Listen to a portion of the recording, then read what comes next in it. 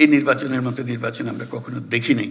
আমরা এক কাজ করি, এটা আমাদের একটা পারদর্শিতা আছে, কিন্তু এখানে যে নির্বাচন দেখে গেলাম সেটা আমাদের একটা স্মরণীয় পরিদর্শন হলো, আমাদের স্মরণীয় অভিজ্ঞতা হলো, সেই অভিজ্ঞতা আমরা এখান থেকে নিয়ে যাব। সেই ধরনের একটা নির্বাচন আমরা করে যেতে চাই।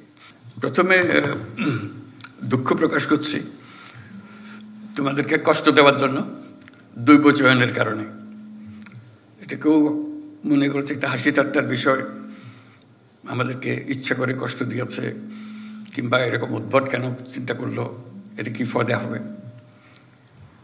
আমাদের লক্ষ্য ছিল যে কোনো রকমের বায়াস যেন এটার মধ্যে না ঢোকে।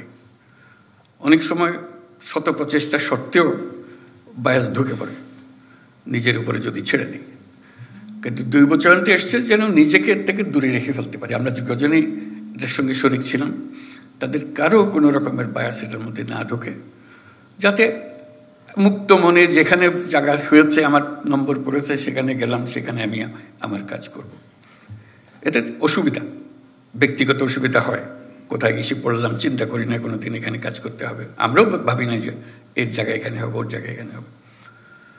কিন্তু একটা চ্যালেঞ্জ সৃষ্টি করে, শুরুতেই একটা চ্যালেঞ্জ। এই চ্যালেঞ্জটা নেবার জন্য মানসিক প্রস্তুতি দরকার। এটার ফলে আশা করি এই কষ্টের মধ্যেও সেই চ্যালেঞ্জটা গ্রহণ করার একটা মনোভাব তোমাদের মধ্যে জেগে উঠবে যে আমি এই চ্যালেঞ্জ গ্রহণ করলাম, তাহলে সব জিনিস পরিষ্কার হয়ে আসবে। আমরা নির্বাচনের কথা বলছি, যার উদ্দেশ্যে আমরা যাচ্ছি, এটার গুরুত্বটা আমাদের এখন বুঝতে হবে। নির্বাচন বলতেই আমরা অতীতের কিছু নির্বাচনের কথা মনে রাখি, মনে চট করে আসে। তোমরাও দেখেছো সেই নির্বাচনগুলো। কেউ প্রহসনের নির্বাচন বলে, প্রতারণার নির্বাচন বলে, তামাশার নির্বাচন বলে। এগুলো হলো তাদের বিশেষণ। সেখান থেকে আমাদের চলে যেতে হবে বহু উপরে। কাজে এই দূরত্বটুকু আমাদেরকে অতিক্রম করতে হবে, যে লোকে মনে যেন জানে এই পরিবর্তন সম্ভব, এবং তোমাদের মাধ্যমেই সেই পরিবর্তন হবে। কাজে এই দৈব চয়নের মাধ্যমে যারা নির্বাচিত হলো তোমরা, তারা একটা ঐতিহাসিক দায়িত্ব পালন করার জন্য, সাধারণ দায়িত্ব পালন করার জন্য। সাধারণ দায়িত্ব সবসময় দিক থেকে এখানে যাওয়া সব হবে, কিন্তু একটা ঐতিহাসিক দায়িত্ব পালন, এটা ইতিহাসে যেন স্মরণ করে। এখানে তোমরা অনেক কথা বলেছো, তার মধ্যে বাইরের যারা পরিদর্শন করবে, আসবে, পর্যবেক্ষণ দল আসবে, তারা আমাদের খুদ ধরার চেষ্টা করবে, আমাদের এটা হয় নাই, ওইটাই ভাবে হলে ভালো হতে বলবে। এবারের নির্বাচন হলে এমন নির্বাচন, তারা স্মরণ করবে বাংলাদেশের নির্বাচনটা আমরা দেখেছিলাম, এটা এরকম। তারা নানা দেশে এটা বলবে, এরকম একটা নির্বাচন তারা এটা দৃষ্টান্ত হিসেবে নিয়ে যাবে তাদের মাথায়, বারে বারে বলবে এই নির্বাচনের মতো নির্বাচন আমরা কখনো দেখি নাই। আমরা এক কাজ করি, এটা আমাদের একটা পারদর্শিতা আছে, কিন্তু এখানে যে নির্বাচন দেখে গেলাম সেটা আমাদের একটা স্মরণীয় পরিদর্শন হলো, আমাদের স্মরণীয় অভিজ্ঞতা হলো, সেই অভিজ্ঞতা আমরা এখান থেকে নিয়ে যাব। সেই ধরনের একটা নির্বাচন আমরা করে যেতে চাই। আরেকটা বিষয় হলো, এটা সাধারণ নির্বাচন নয় যে 5 বছর পর পর একটা নির্বাচন হয়, দেশের সরকার পরিবর্তন হয়। এটা রুটিন একটা কাজ। এবারের নির্বাচনের যেটা আন্ডারলাইন করা বারে বারে দরকার, এটা হলো গণ অভ্যুত্থানের পরবর্তী নির্বাচন। গণ অভ্যুত্থানে যারা শরিক হয়েছিল, আমরা যারা এর সঙ্গে আছি, যুক্ত আছি, এটা তাদের আদর্শ, তাদের স্বপ্ন বাস্তবায়নের ক্ষেত্রে সেই বাস্তবায়নটা আমাদের এই নির্বাচনের মাধ্যমে আমরা করে যাব। যে এই নির্বাচন তোমরা যে স্বপ্ন দেখার মাধ্যমে জীবন আত্মত্যাগ করেছ, সেই আত্মত্যাগের পেছনে যা যা তোমাদের মাথায় ছিল সেটাকে আমরা এখন স্থায়ী রূপদান করতে যাচ্ছি। এটা বলতে গেলে গিয়ে ভূমিকম্পের কথা মনে হয়। আমরা গত রাত্রে কিছু ভূমিকম্প নিদর্শন পেলাম।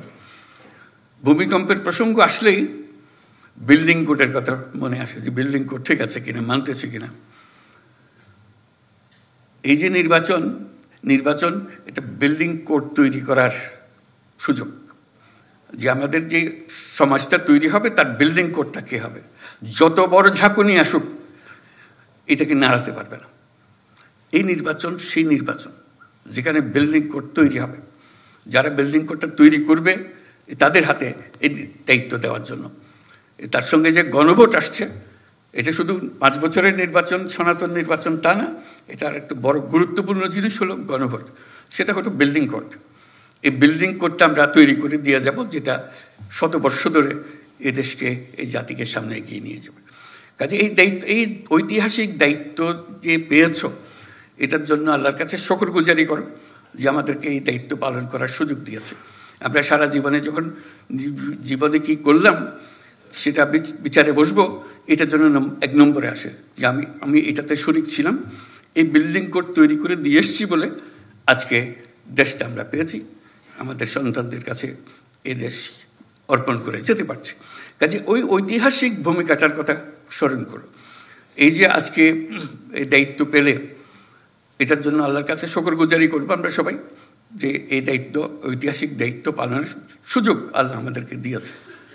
অন্য কেউ দিতে পারত, কিন্তু আমরা এই দৈবচয়নের মাধ্যমে আমরা এই সুযোগ পেয়েছি, এবং এমন বিল্ডিং কোড তৈরি করে দিয়ে যাব যাতে এই জাতি কোনোদিন আর হেলতে না পারে, তুলতে না পারে, শক্ত মজবুতভাবে থেকে যাবে। সেটাই হলো আমাদের চ্যালেঞ্জ এই নির্বাচনের মধ্যে যেটা আছে, আমরা যেটা করতে চাচ্ছি।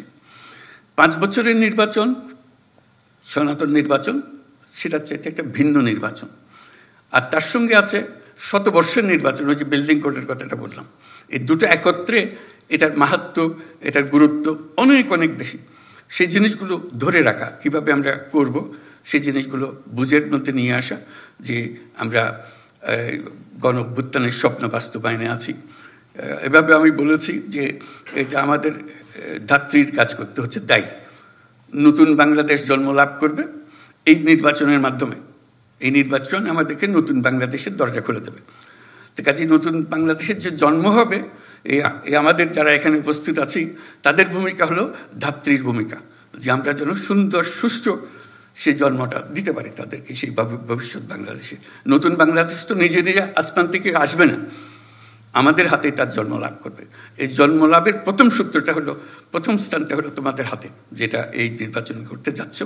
সেটা করার জন্য আমরা কিভাবে করতে পারবো সেটা জানা, যে আমরা এটা দীর্ঘমেয়াদের এক জিনিসের তৈরি করতে যাচ্ছি। এই সময়টুকু, যেটুকু সময় নির্বাচনে, মাত্র ফেব্রুয়ারি মাসে নির্বাচন হবে, এটার গুরুত্ব এত বেশি, প্রতিদিন তোমাকে চিন্তা করতে হবে যে আজকে আমার কি দায়িত্ব, কি করবো আমি এটাকে সর্বাঙ্গ সুন্দর নির্বাচন করার জন্য, মজবুত নির্বাচন করার জন্য, সবাইকে বোঝানোর জন্য, সবাই যেন একমত হয়। এটা তাকে জোর করে করানোর বিষয়ে আমরা যাব না, আমরা বলছি সবাই একমত হয়ে, একত্র হয়ে আমরা করব, দলমত নির্বিশেষে সবাই একমত হবে যে আমরা একটা নতুন নির্বাচন, নতুন বাংলাদেশ গড়ার জন্য আমরা আজকে তার জন্ম দেওয়ার মুহূর্তে এসেছি, সেই জন্মটা লাভ করবে। আগে একটা স্বপ্ন দেখেছিল গণ-অভ্যুত্থানের মাধ্যমে, আজকে বাস্তবের পথের মধ্যে আমরা তাকে উঠিয়ে দিচ্ছি। সেই নির্বাচনের মাধ্যমে আমরা যেন অগ্রসর হতে পারি, যেন দেখতে পারি কি আছে। স্বপ্নের মধ্যে যা যা ছিল আমরা সেটা করতে থাকবো। তার মধ্যে বিভিন্ন বিভাগ থেকে আমরা এসেছি, বিভিন্ন জেলার থেকে, এটা তার মধ্যে একটা প্রতিযোগিতাও যেন হয়। আমি বারে বারে স্বরাষ্ট্র মন্ত্রণালয়কে বলছি, শুধু দিয়ে দিলাম কাজে তা না, তার মধ্যে একটা আনন্দ থাকতে হবে, চ্যালেঞ্জ থাকতে হবে। সেই চ্যালেঞ্জ হলো যে কে প্রথম হলো, বিভাগে কে প্রথম হলো, 1 নম্বর কে হলো, 2 নম্বর কে হলো। এটা হাসি ঠাট্টার বিষয়, কিন্তু সিরিয়াস বিষয়। দেখলাম যে আমি 1 নম্বর হয়েছি, একটা তালিকা প্রকাশ করা, প্রতি মাসেও তালিকা প্রস্তুত করতে পারি, একবারই শেষ করে তালিকা, এবং সবাইকে জানান দেওয়া, এই 1 নম্বর, 2 নম্বর, এই 8 নম্বরে, এই 5 নম্বরে, এই 7 নম্বরে দেখা। কেন আমি পিছিয়ে পড়ে গেলাম, ব্যাখ্যা চাই, ব্যাখ্যা দেবে, তারপরে আমার উৎসাহ জাগবে, আমি ওদের ডিঙিয়ে যাব। কারণ এই ঐতিহাসিক মুহূর্তগুলোকে ছাড়া যাবে না, ঐতিহাসিক মুহূর্তগুলোকে চ্যালেঞ্জের মধ্যে নিয়ে আসতে হবে, যে আমরা প্রতিযোগিতামূলকভাবে আমরা করে যাচ্ছি। আমরা সবাই মিলে, আমরা একটা, আমাদের রাষ্ট্র আমাদেরকে দায়িত্ব দিয়েছে এই বিল্ডিং কোড তৈরি করে দেওয়ার জন্য, মজবুত করে ওটা ইঞ্জিনিয়ার ডিজাইন করে দিয়েছে, এখন আমাদেরকে ঢালাই করতে হবে, এটাকে ঢালাই করে তৈরি করতে হবে সেই জিনিসটা, সেই কাজটা আমাদের হাতে দিয়েছে, আমরা এটা করে যাব। সেই করার মধ্যে একটা প্রতিযোগিতা হবে, সুন্দর প্রতিযোগিতা হবে, কে কী করলাম, এবং সৃজনশীল হতে হবে। সব কথা কাগজে লিখে দেওয়া যায় না, মাথায় আসে না, কিন্তু এই লেখার ফাঁকে ফাঁকে তোমাকে সৃজনশীল হতে হবে। এই জিনিসটা আমি কিভাবে করব, এটা আরো সুন্দর করে করবো, জিনিস এটা দিয়েছে আমি এটাকে এইভাবে আরো সুন্দর করে করব, এই জিনিসটা মাথার মধ্যে রাখা। বিভাগে আভ্যন্তরীণ প্রতিযোগিতা হবে, সারা দেশব্যাপী একটা প্রতিযোগিতা। বিভাগের সবচেয়ে 1 নম্বর যে হবে, এই 8 বিভাগের মধ্যে 8 জন এক নম্বরে হবে, তাদের মধ্যে দেশের মধ্যে সেরা কে হবে। এবং সেটার জন্য আমি আগেও বলেছি এই ধরনের এক সভায় যে তাদেরকে রাষ্ট্রীয় পুরস্কার দেওয়া, যেটা এত বড় একটা কাজ করেছে তার মধ্যে দেশের মধ্যে এটা সেরা ভূমিকা পালন করেছে, তাকে 1 নম্বর রাষ্ট্রীয় পুরস্কার, অন্তত মন্ত্রণালয়ের পুরস্কার যেভাবে সঙ্গতিপূর্ণ হয় এরকম পুরস্কার দেওয়া 1 নম্বর, 2 নম্বর, 3 নম্বর। কাজে ওটা একটা আনন্দ, এমনিতে আমি করবই, এটাকে আনন্দের মধ্যে নিয়ে আসলাম যে আনন্দের মধ্যে আমরা কাজটা করে যাব।